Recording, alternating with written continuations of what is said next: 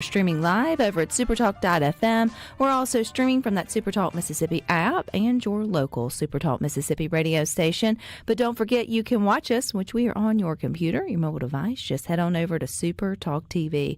Today we get to hear from Lewis. He is the Executive Director with Mississippi Prison Rights Initiative, and they're up to some good things and releasing some new works. So welcome, Lewis.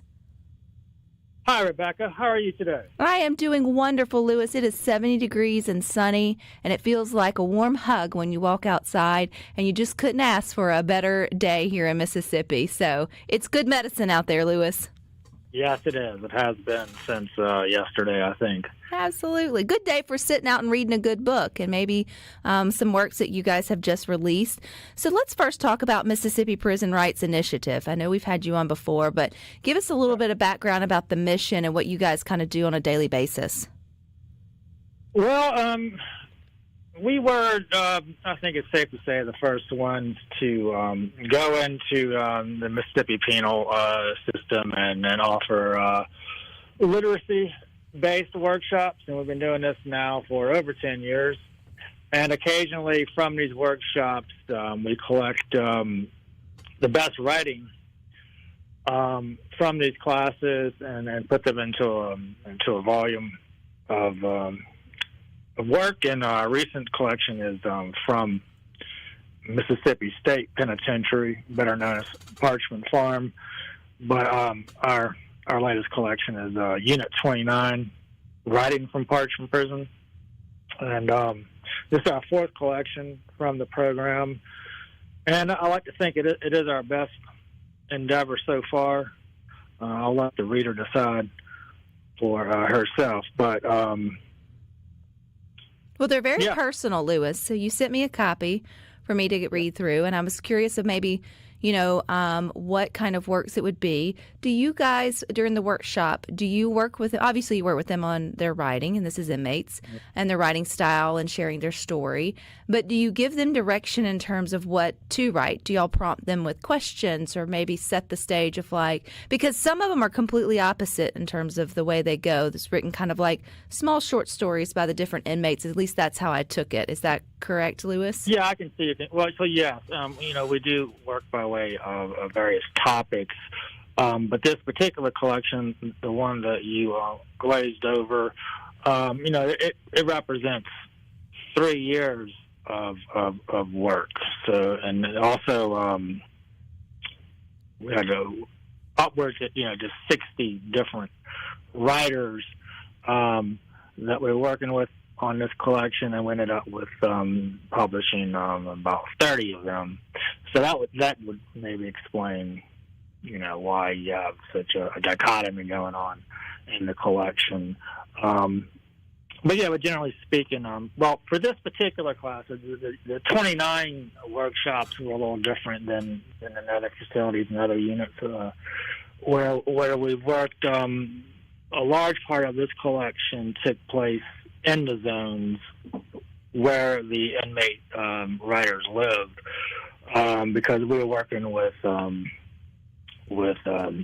inmate writers who were segregated from the general population at 29, and so we kind of worked with them one-on-one, cell to cell rather, and so that's kind of a different tone, a different texture perhaps than our normal collections.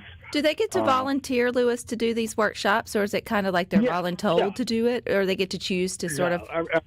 Everything is completely volunteer based, and I've never. It's interesting. I've never seen such enthusiasm take place on a workshop, whether it be at Parchman or on campus here at Oxford. It's amazing. We always had way more, volunteer students than we could work with even. So, what are other positive things, Lewis, that come from and obviously anytime you can increase someone's literacy, I think that's a good thing. You would probably account that maybe many of the inmates there, that could be, something that they all sort of, or not all, but many wrestle with would be low literacy or lower education. But other than just upping the literacy, what good comes from giving them their outlet of being able to write their thoughts or feelings or share their stories, as many have in your Unit 29 book, in terms of the long term? It's just amazing, really. I mean, it's like, 99% of these folks had never thought about taking a class like this, and then they signed up out of a curiosity, perhaps, or maybe a genuine interest in writing, but had never had the opportunity to do that. And it's just like the light goes on.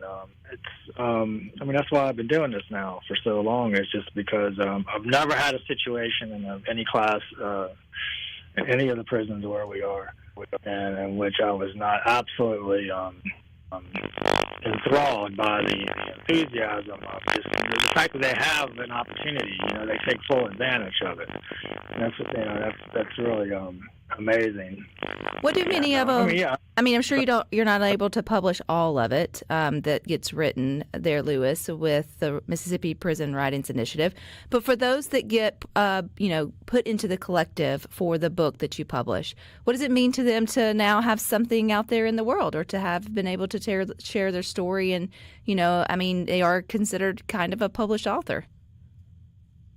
Yeah, it's amazing. I've never had one of these inmate students not feel anything but total, gratitude that they were able to finally get, their word out into the world. It's just and that's what you've done. So what number is this? You mentioned this is the latest that you guys have put out. How many more are there? So this is our fourth collection. And we actually plan on publishing at least two more collections at the fall of this year. We want to do a Mississippi prison poetry collection, and then after that publication, we want to release a Mississippi prison writing anthology, which is kind of like a culmination of all the best writing over the past decade in the program.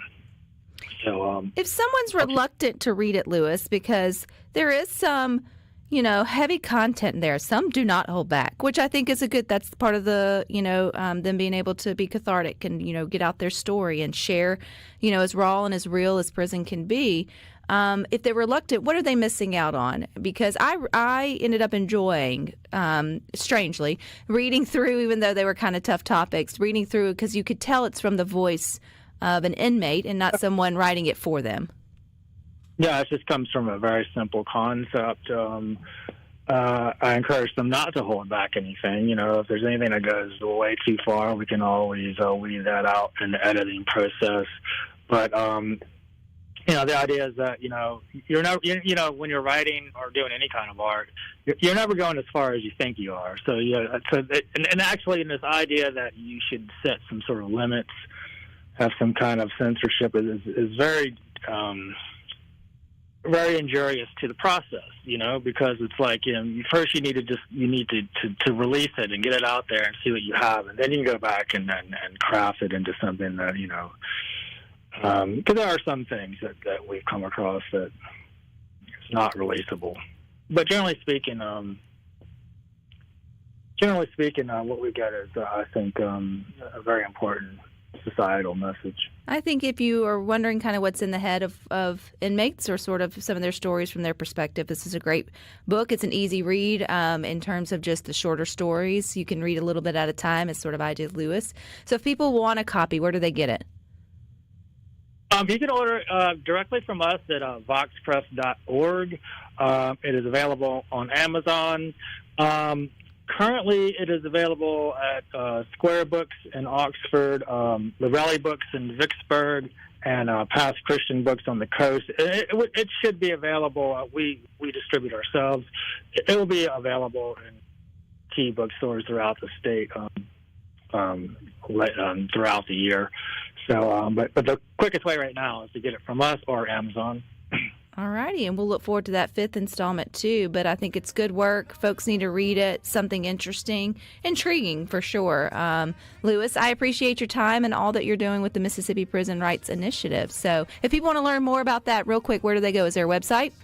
Yes, go to voxpress.org, and you should be able to find everything you wanted to know about the program there. All right, perfect. All right, thank you for your time, Lewis. You guys stick with this. We got more for you coming up next.